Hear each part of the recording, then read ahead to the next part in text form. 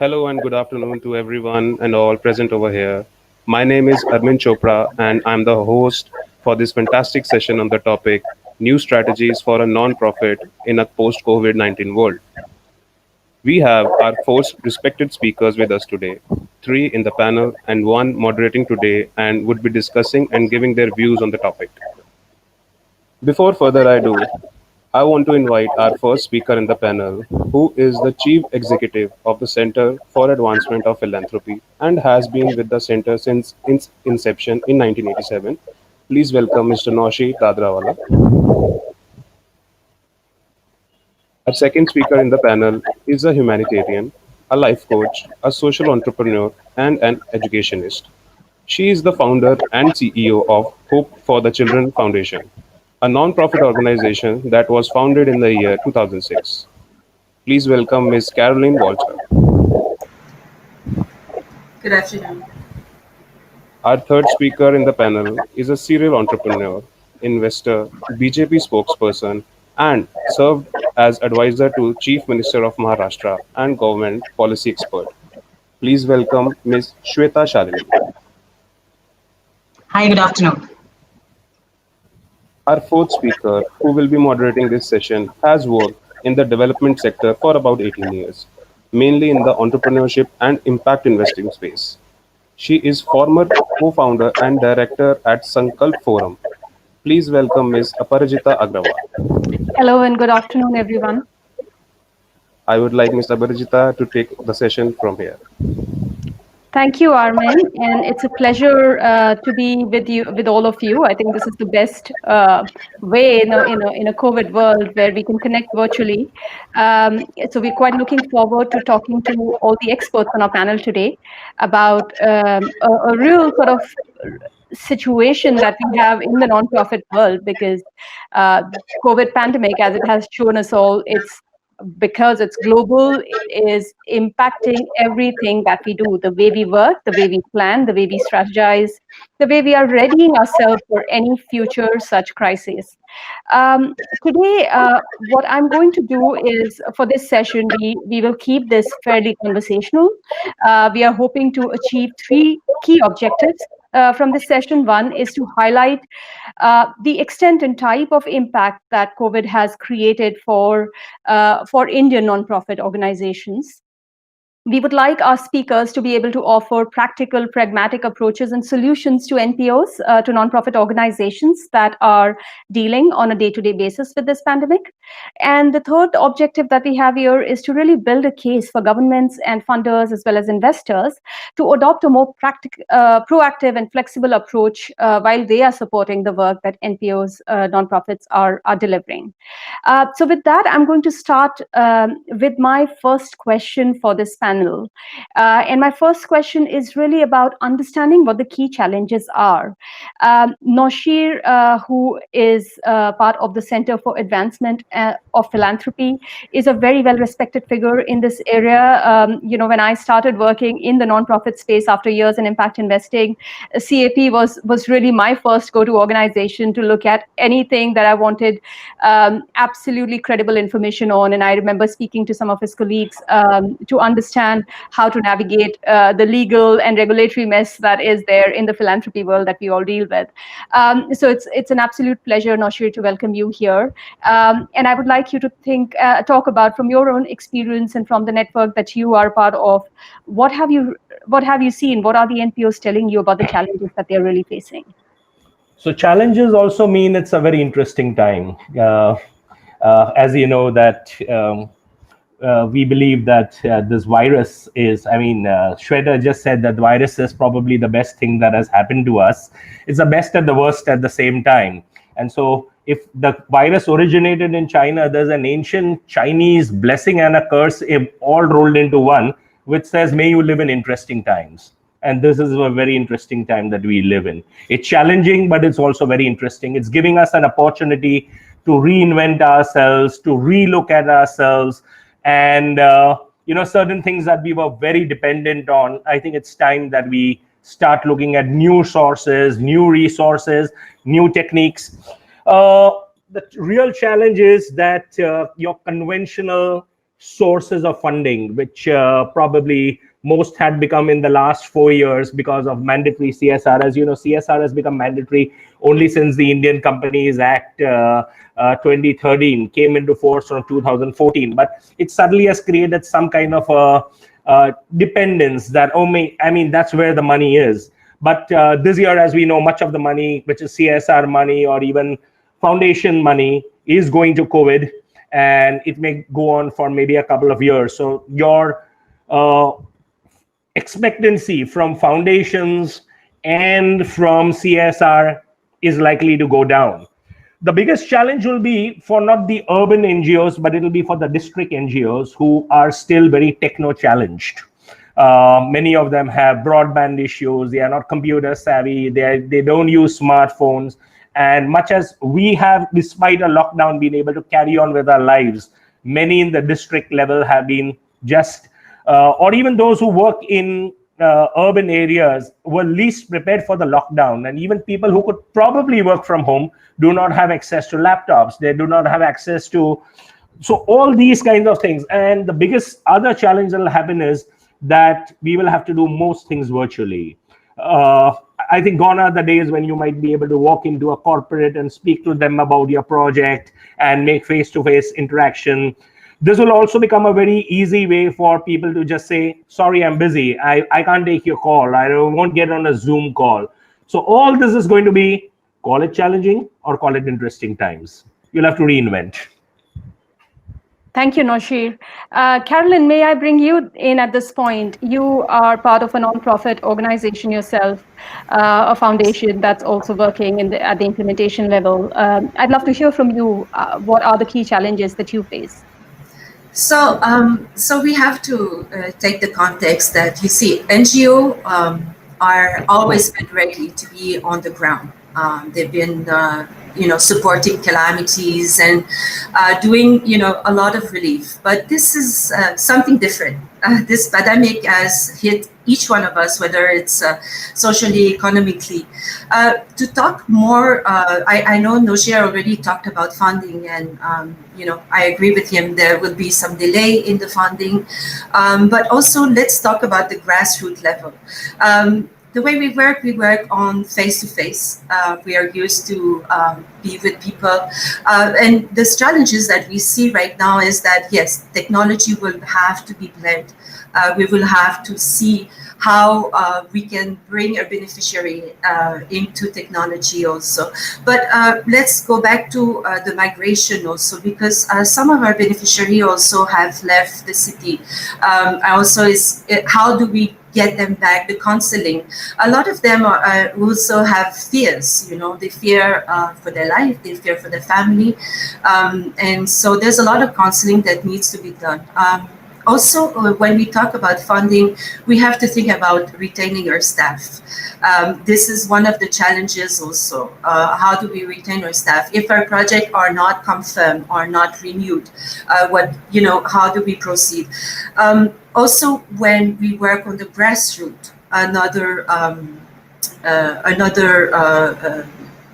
challenge that I see here is the additional expenses, right, that an NGO will have to incur. They will have to buy masks, they will have to buy sanitizer that they have also. If you say, like, we have community center. In our community center, we can accommodate, let's say, 10, 15 people. But now, with this situation, we need to keep social distancing. So so our batches might reduce, we might have to do 2. So there's a lot of rethinking that a nonprofit has to do right now. How they're going to go ahead. They need to survey, they need to look ahead into how they're going to implement their program going forward. Thanks, Carolyn. Before I bring Shweta in for her thoughts on this, I just wanted to ask you, you mentioned how challenging it's been to work on the ground, clearly with the social distancing norms, with the hygiene, sanitation norms. I can imagine it'll be very difficult. When the pandemic started, and when I think especially when the lockdown started, did you see help and guidance coming in from other quarters apart from what you managed within the organization? And if so, could you talk a little bit about that before I bring Shweta Shalini in?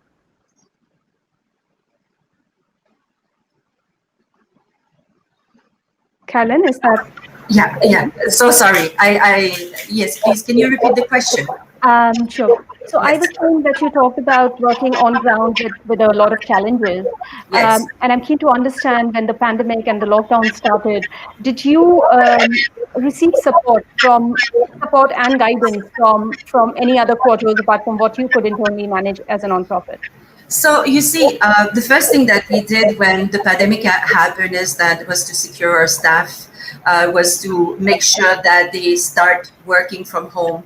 And also the second part was to talk to our partners, right? We needed to outreach to our partners, asking them how is it going for you, needed to understand if they will continue to support us. Also, the other thing we did, we reached out to our network because obviously all suddenly our program has changed. We have to stop what we're doing and all the relief we got. We worked at least for 2 months around the clock doing relief, providing food, providing medical equipment. Also, we work with the social policing here in Pune to make sure that the food goes to the people that was needed. So yes, there are many challenges, but I think everyone. The good part that I saw is that everyone came together. They knew us, they knew that we were working on the ground. They also contacted us. What can I do, to help? But yes, it's still an ongoing conversation because right now we need to see how we go ahead with our program and how do we also blend COVID because this is part of our life now. We cannot ignore that, COVID will go. That will be here to stay for maybe a year or more. We don't know. But yes, it's a bit challenging. But again, I think like Noshir said, there's a lot of space for creativity. There's a lot of space for innovation. I think also the NGO will have to rethink their purpose, replan. The replanning is so important. So this is what we've done also at the start, was to really cut down our non-essential, cut down our overhead. So we were able to give more and support more. Great, thank you, Carolyn. With that, Shweta, I'd love to bring you in. You're involved both from a policy side and as the executive director for the Village Social Transformation of India, you are yourself very well steeped into the implementation side. So I'd love to hear from you on what kind of impacts have you seen and what were you prepared for and were not prepared for?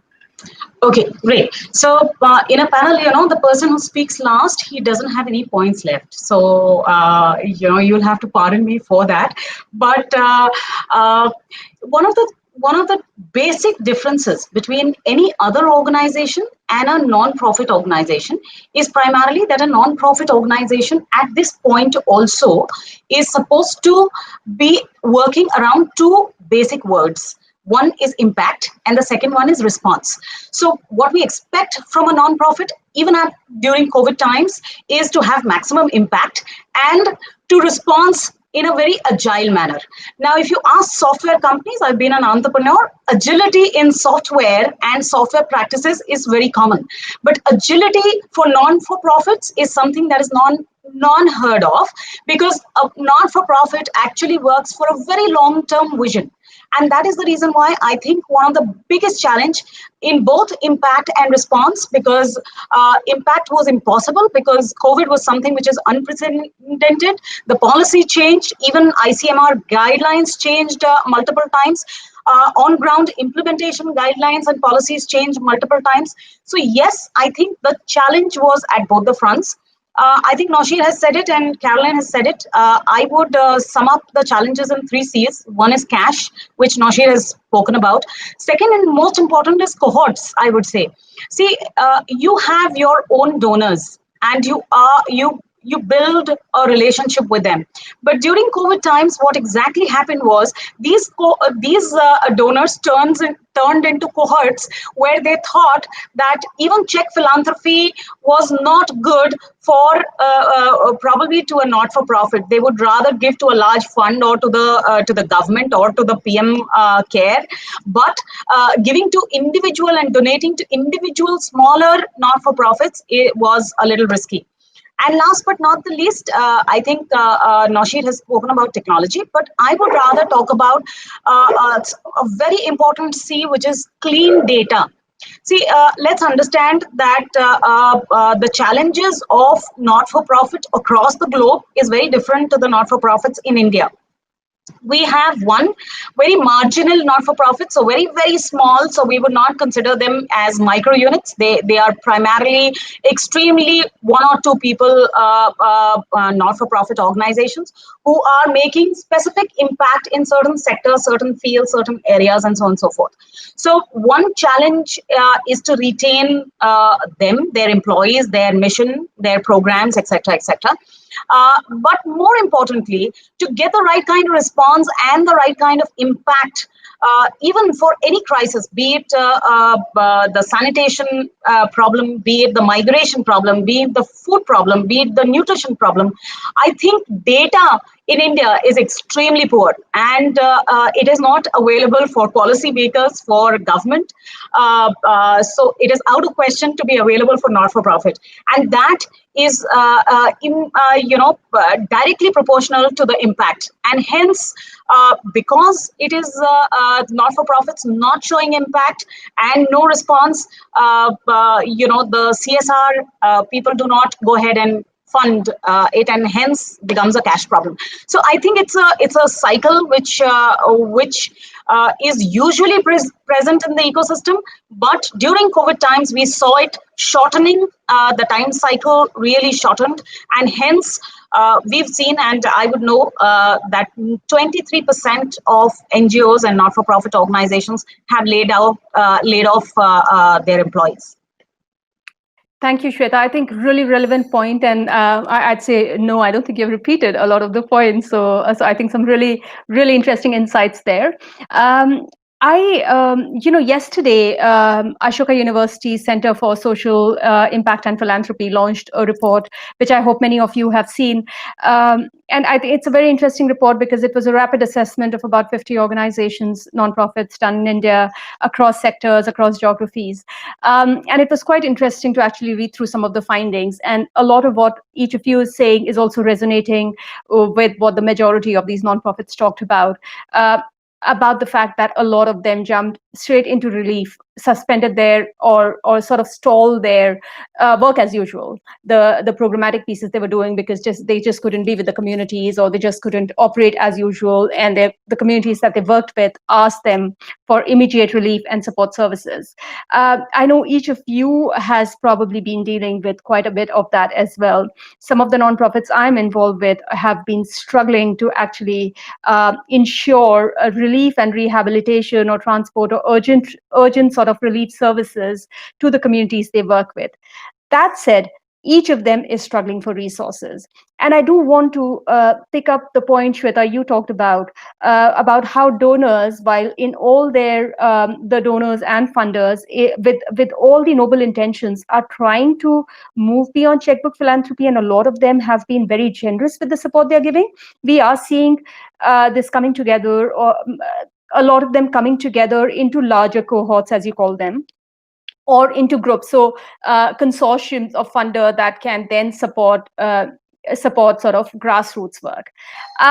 While in a lot of ways that I think has been interesting, because they're clearly, I mean, they have been able to bring much larger sums of money together. But at the same time, the speed of response has really taken a hit. I'd love to hear, I think, Shweta, maybe starting from you, and then we can have Noshir come in on this to talk about where are the challenges you see? How does a nonprofit navigate through this? How as a nonprofit do they think about reaching out to the right set of funders and donors, especially in this time? And then, of course, that would have implications for a post-COVID world. Okay, so I'm actually the black horse in this panel because I come from an entrepreneurial background as well. And my heart lies in the not-for-profits. So I think I'm going to have a very different perspective to this topic. One, my personal feeling is that the need of the hour is to bifurcate the short-term goals and the long-term goals. So the short-term goals have to be and I'm talking about this to all smaller SMEs and organizations, because I think 2020, the year 2020, is just for survival. I think we just have to get past this year. You just have to survive. I don't think you should be looking at profitability. You should not be looking at revival techniques and so on and so forth. So I think the short term for not-for-profit is survival goals. And there needs to be a long-term perspective to the existence of the non-profit as well. Now, my personal thought to this is, see, the basic problem with not-for-profit today, especially in India, is that one, they don't bifurcate between a business plan, a strategic plan and a program plan.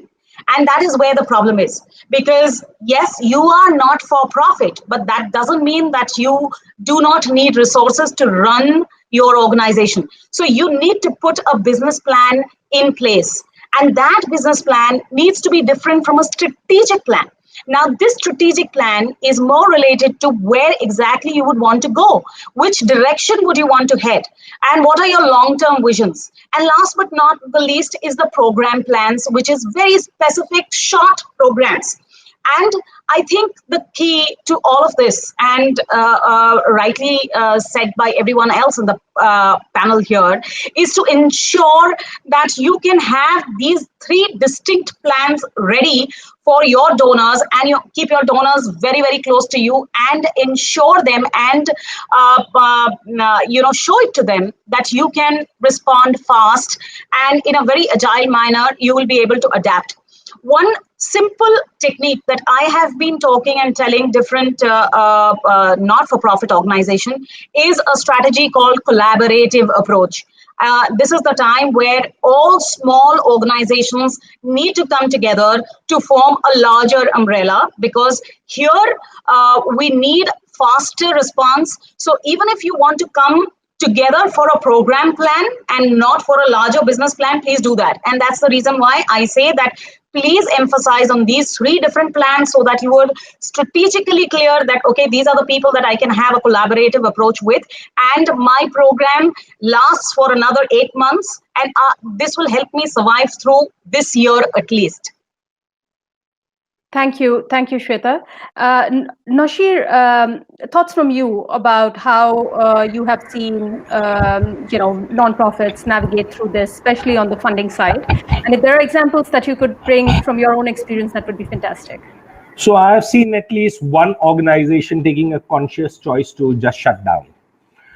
Having said that, some of the other positive things that I've seen is that while corporates have downsized, told people that they're laid off simply on SMSs, I think it's the NPO sector that has been far, far more sensitive.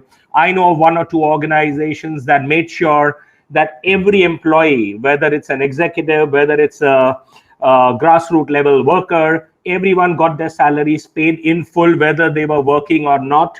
They dug into their corpus to make sure that, and I think the sensitivity that the non-profit sector has shown towards its employee, because in fact, and this is something that I speak with great pride, that we always use the maxim that charity begins at home. And I think that concept of charity begins at home has been demonstrated so forcefully and well by the NPO sector. And I really, really feel proud about that. And I want this message to go out, that there is some learning. We always say, let's learn some professionalism from the corporate sector. But if you want to think in terms of the heart, here's what the NPO sector has taught. They have made sure some people, in fact, I've seen in another organization where senior executives said, we'll take a pay cut, but make sure somebody who is at the lower rung gets his full salary.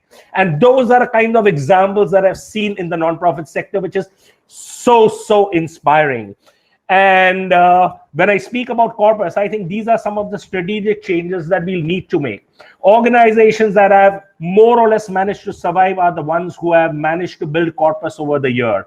This is something that we have always been neglecting, because we feel money should come for projects and we live on from project to project. Donors want to give a project, but we do not set aside money towards corpus. And I think this is a big reminder to us that set aside something for a rainy day like this. No one expected this to come, but those who even didn't expect that COVID, but they knew that there would be a time when there'll be lean years. Let us say there would be a huge economic depression, and there would be, and there is, the trouble we are facing is we are faced with a challenge of not just a COVID, but also a economic challenge that is before us.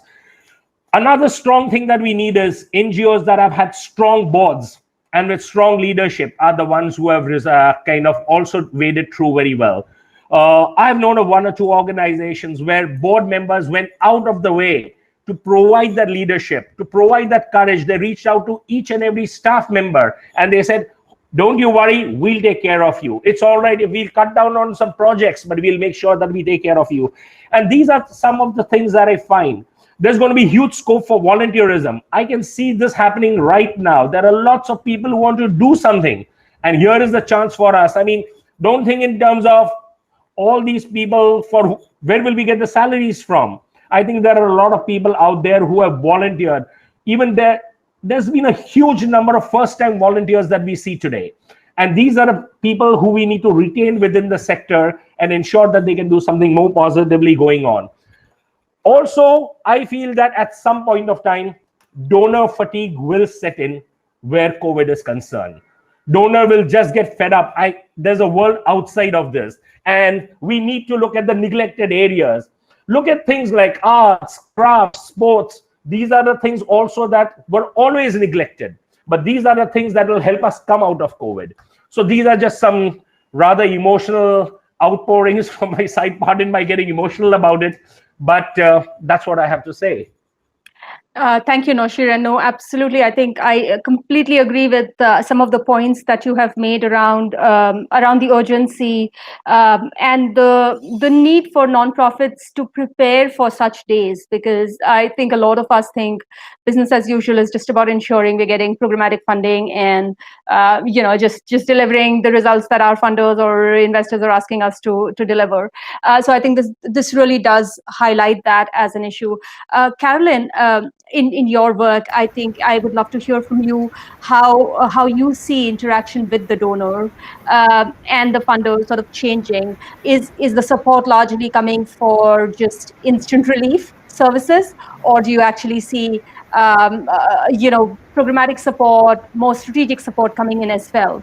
And again, for all the audience, sorry about the background noise. It's pouring heavily here, so there is quite a bit of background noise.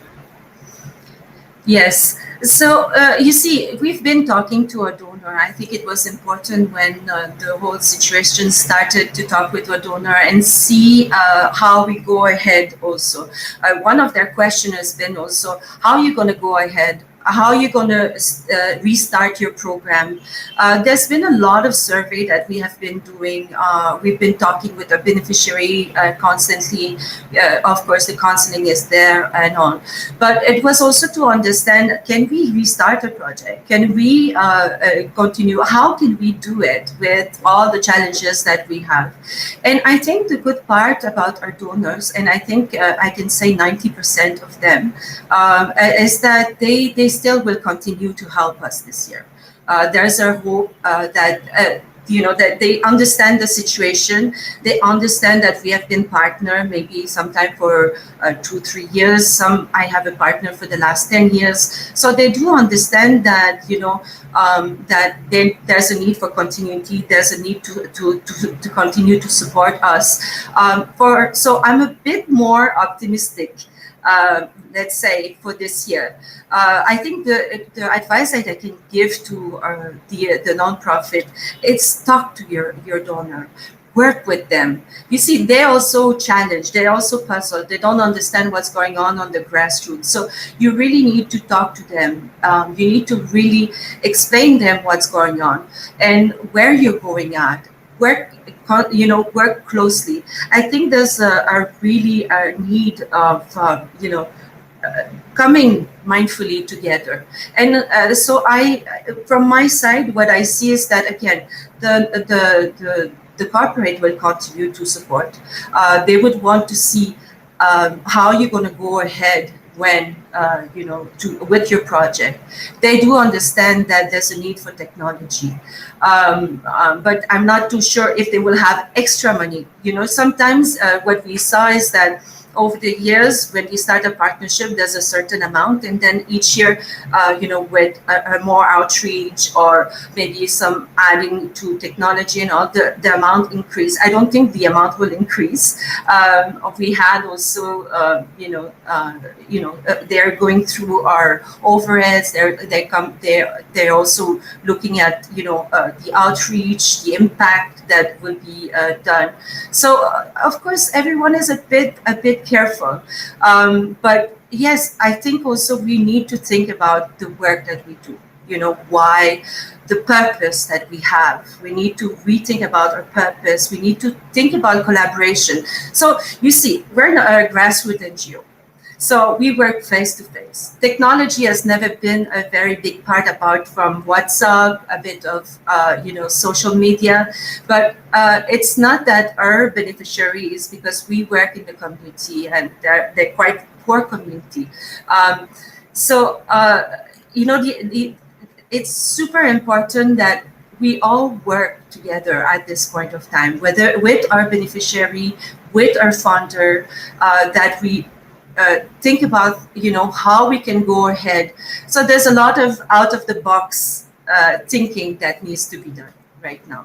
But there's hope. I do see hope. I do see that, people wants to give. People wants to see this go, Corona go, and yes, it's quite exciting actually, right now. Thank you, Carolyn. I think all of you have talked about how the funding outlook needs to change, how nonprofits need to think about a different strategy probably. They may have done some things that worked for them in pre-COVID days, something very different that works for them in these COVID times. And of course, we all realize that the world is going to look very different post-COVID. So I would like each of you to think about, maybe the top 3 tips or advice that you would give a nonprofit to deal with a post-COVID scenario. I mean, currently, of course, we see that almost all nonprofits are jumping onto the instant relief kind of bandwagon, because that's where the funding is going. That's where the urgency is, and that's where, as much as they want, they can't shy away from it. But what about the post-COVID situation? Let's say in a year's time we are in a better place. What would you advise the nonprofits right now to do? And if you can sort of condense it to maybe 3 top tips from your end, I think the practical tips from your end, that would be fantastic. So maybe I can start with Shweta and then go to Noshir. I think one of the first, so top 3 you've said. So one of the first things that I will talk about is adaptive planning. Because not-for-profits are people who are on the ground, and as Noshir said, that I would consider that their EQ level is larger and more than most people.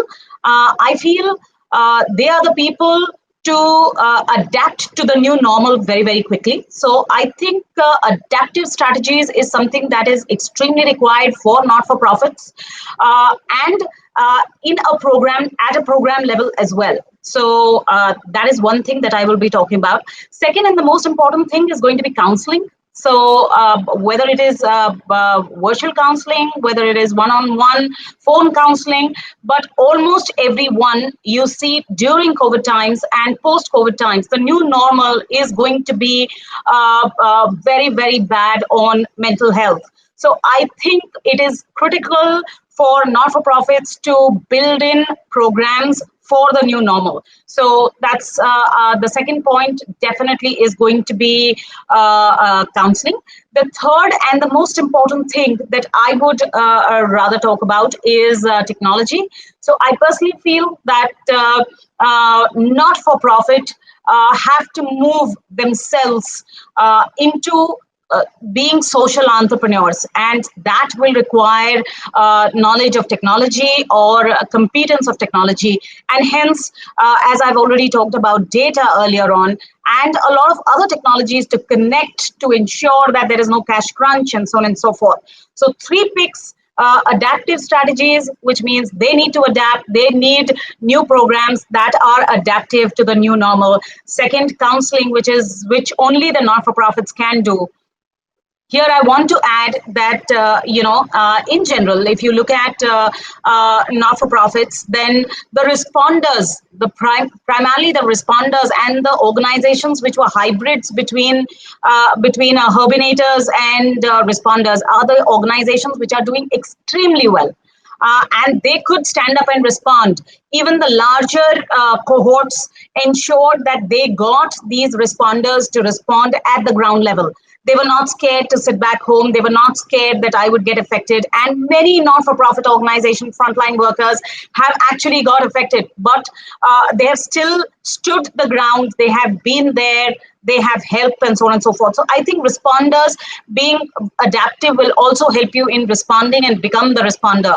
And last but not the least is definitely technology. There is no way that we can't step up to technology. For survival, it is important. Technology is going to be the nervous system of the new normal. So NPOs will have to come up to it.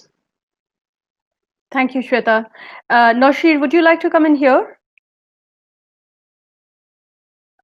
You're on mute, Noshir.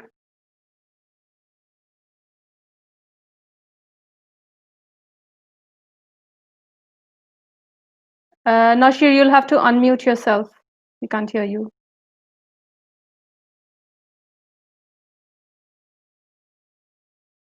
Armin or our tech team, can one of you help with ensuring that Noshir can unmute?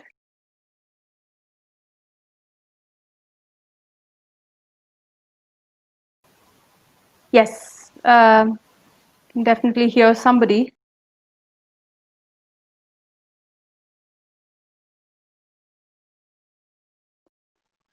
I think we can go to Caroline, then we'll come back. Yeah, maybe, yes.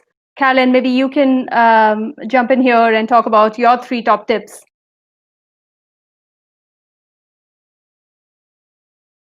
Unfortunately, you're also on mute. All right. Am I audible? Great. You see, one of the things also that we need to think is that when we strategize, is that, yes, we have been doing food relief, but now we need to think about social economic relief also. You see, we can do feeding and help people with food, but now we need to help them to stand on themselves also.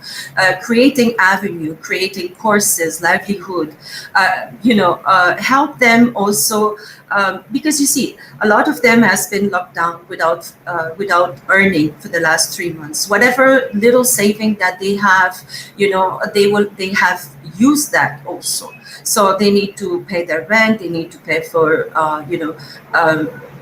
all the fresh, and now the education also fees are coming up. So we really need to think about how we're going to help our community to stand on their feet, and what would be the avenue. Of course, technology plays a big role. Financial literacy, digital literacy. We will have to really see how to bring that to our beneficiaries, and see how we can help them to navigate also through this new technology. One of the things that we realize as a nonprofit, you see, being on a grassroots, we always have the face-to-face. Now here we will have to figure out all the the constraints, but the collaborative part also is important, because one of the things that I did also when we started this, after the release started to kind of cool down a bit, as I started to talk to other nonprofit, other CEO of organization, and see what they're doing, how have they been coping with COVID, and what are their strengths also in terms of technology. Because you see, if we have to give a course on digital literacy, I will have to start from scratch. I will have to invest a lot of money. So the important part here, I think, is to also collaborate with other NGO, other nonprofit, or other institution that can provide those courses that are already, ready for our beneficiaries. So this is important. Mental health, I think Shweta has talked about it.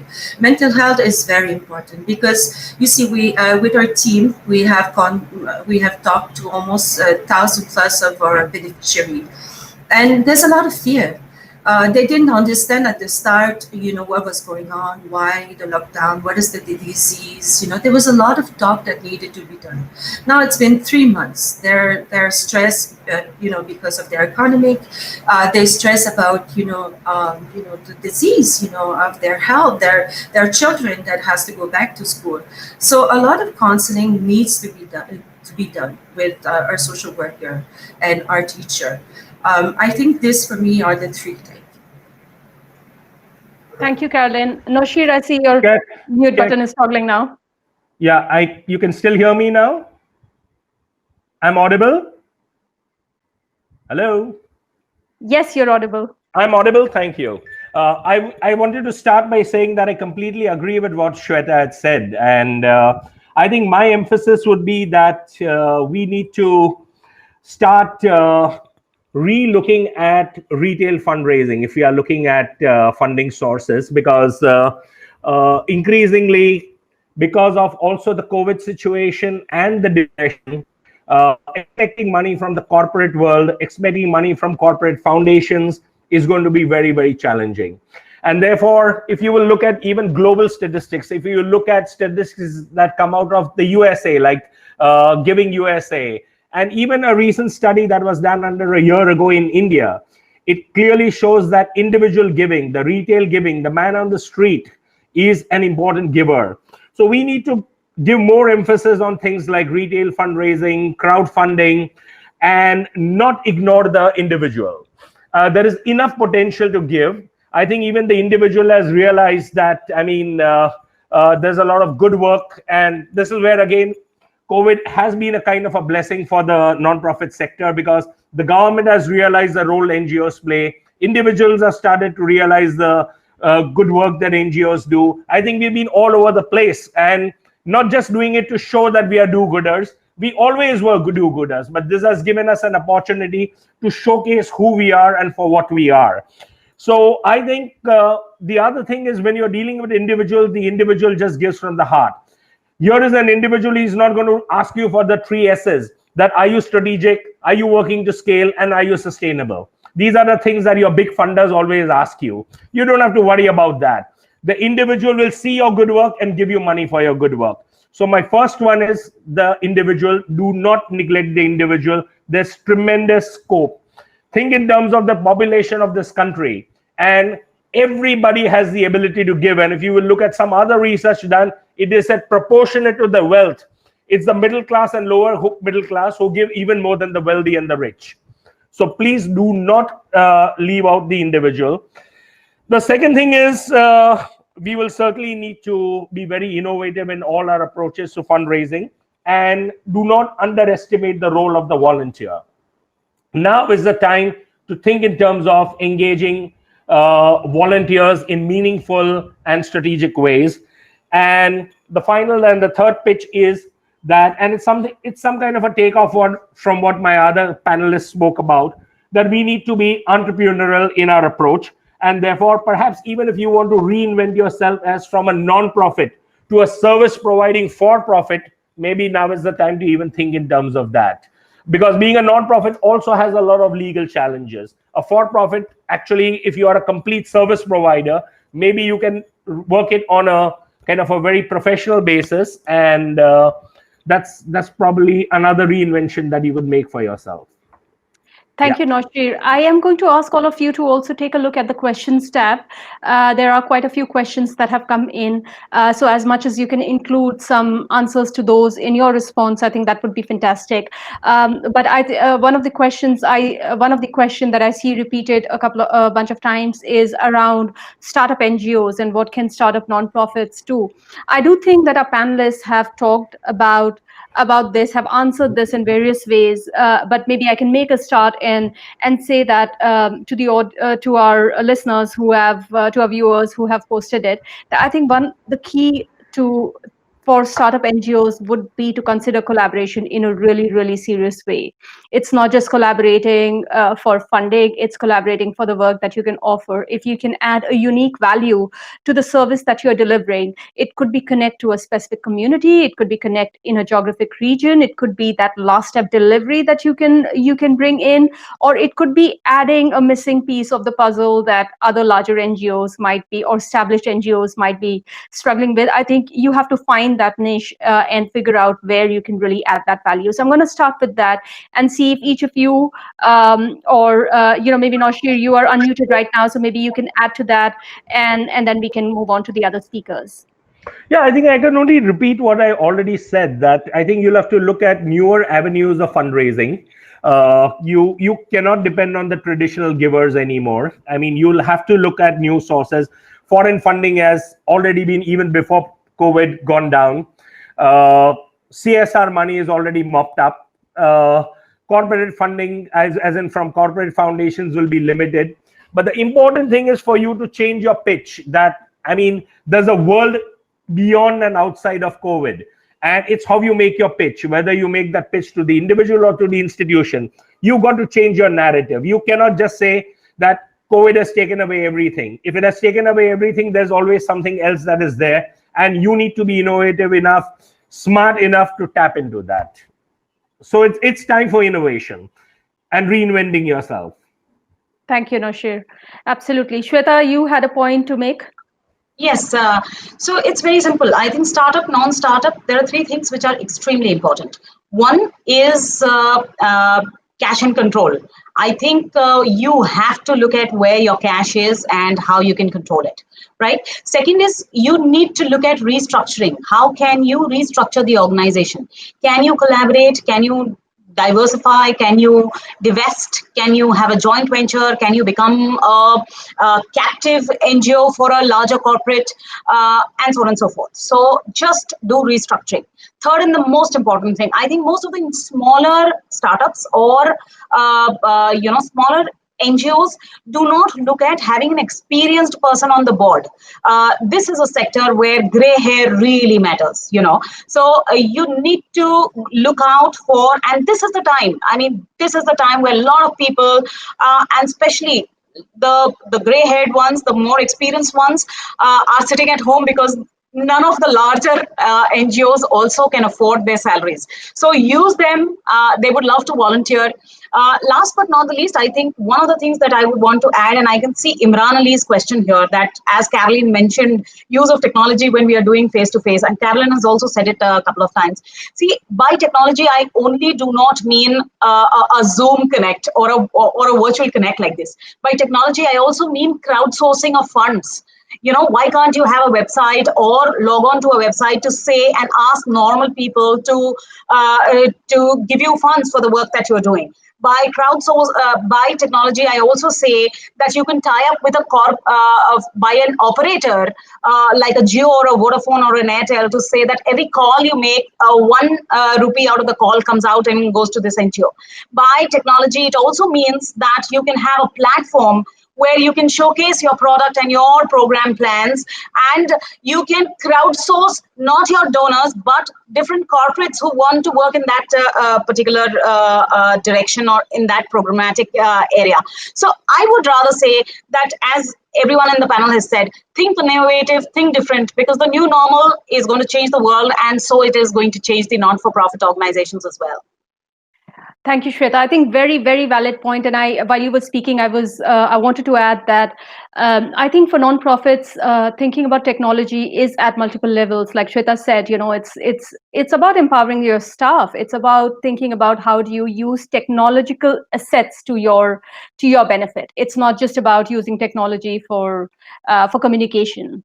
Yes, Sorry, I Shweta. wanted to add here. So, in my organization, which is also a government organization called Maharashtra Village Social Transformation Foundation, we were basically working on SDG goals and helping villages. We adopted 1,000 villages and ensured that every sustainable development goal is mapped to a government scheme, and hence corporates came together with us and we converged the effort with them and ensured that total transformation happened at the grassroots level. Now I wanted to add that we realized one of the first things that when I go there, my census data or the data that even as a government I have is not sufficient enough. My BPL data is not sufficient enough. So one of the things that we did was when we sent our representative on the grassroots level, I empowered him with a tablet, with a software, which ensured that he could capture data at the grassroots level, and then we could make programmatic sense of the data that he has captured. Now, this is technology in action. We need to think of technology because without technology, nothing is going to change. Yes, you cannot do away with one-on-one interactions. We are ultimately, at the end of the day, humans. We just need people around us. Absolutely, Shweta. To Carolyn, I wanted to ask you, there is the specific question about how organizations have jumped to emergency services bandwagon along with the usual projects. And they've asked, please, can you share how to plan strategies to take up in such situation? Would you want to take that? Okay, so you see, you need to understand what's going on the grassroots. And one of the first thing that we did is that, yes, was to secure our staff, make sure that everyone can work from home, give them all the technology that they need. We even took their own computer, at home. And from there, we started working. We started talking to, I think the main important is that your communication has to be strong, right? Communicating with your beneficiary, see what's going on the grassroots, communicating with other nonprofit, what are they doing, communicating to your donor. You have to be a storyteller. You have to tell them what's going on the grassroots, and you have a data of your donors, right? So send out messages to them, tell them what you're doing, and make sure that they get involved also. So like Noshir said, our individual donors are the people that, give from the heart. They believe in what you're saying. They know that you're there. You show them the photo. Use social media also. Social media is a great platform, whether it's for fundraising or whether it's for outreaching to your beneficiaries. So we use social media to tell our story, to tell what we have been doing, to call for appeal, to call for support, whether it's volunteering or whether it's connecting us. And on the beneficiary side, we're thinking, okay, we are creating a WhatsApp group for a different beneficiary from a different program. We're thinking now also for a women empowerment, right? How do we, we have centers, so how do we bring our ladies back? So one of the other platform that we're looking is at Facebook, opening a group on Facebook where we can have this kind of live session with different speaker, where we can share courses that they can learn, where they can interact, change their own experience. So technology obviously has an amazing scope. And for a nonprofit that is on the grassroots, it's challenging. The other day we were discussing, we have a project called Shiksha Kiyasha. It's a remedial education program that provide also life skill education. So we spoke to one of the education board that we work with, and he said, Mom, can you help us? And then we asked him, we want pad for all the children. So, they also have their own requirement. Having one pad for 1,000+ children, that means a lot of investment. So the planning, and the thing is that, you see, we've been working, like I've been working for over decades, in this sector, but today is that every day is a new day. Every day we are reinventing yourself. Even what I used to do 2 months ago or 3 months ago when the pandemic has started, has already progressed, has already went ahead. Some are not, are not applicable anymore. So the whole thing is a process. Don't panic. If I could say to a non-profit right now, it's like, don't panic, right? Just think for a moment, sit still, sit back, think about, what you have in hand. What is it that you have? Your donors, your supporter, your collaborator, your well-wishers, and then start building from there. You have experience of your program. You have design program. You have your beneficiary. How can you help? And slowly, every day you will reinvent yourself, basically. Thank you, Carolyn. I think really inspirational points there. And I think to this specific question by Sunil Sharma, he'd asked that he had left his well-settled job and started his nonprofit. I think, again, Sunil, to you as well, our speakers have answered some of this, but yes, do not panic. Think about it as what you would probably have done as an entrepreneur. Look at the opportunities of positioning yourself. Think about diversifying your funding base, because as a new nonprofit, you would have limited access to funding. Think about how you can reach out to individuals, to volunteers, to people who would support your cause rather than your legal structure. And I'd sort of stop there and say, I think there should be a few additional ideas that you would get from what our speakers are talking about. We have only a few minutes left. So my last question from the audience question is to Noshir here. And then, of course, if our speakers would like to add a few last words. But Noshir, there is a question around donor fatigue. You mentioned this as a term. I think we'd love to hear what can nonprofits do really to overcome this? I think when I was referring to donor fatigue, I meant that there will come a time when the donors will feel that there is something else that I must do beyond just giving money for COVID. Because COVID may be here to stay, but I mean, I cannot ignore causes such as poverty, livelihoods. I cannot ignore cancer, which is the bigger Scrooge of this world than the COVID. I mean, so it's also important how you change your narrative before the donor, that there are equally disastrous issues that this country and this world is grappling with. Livelihoods is important.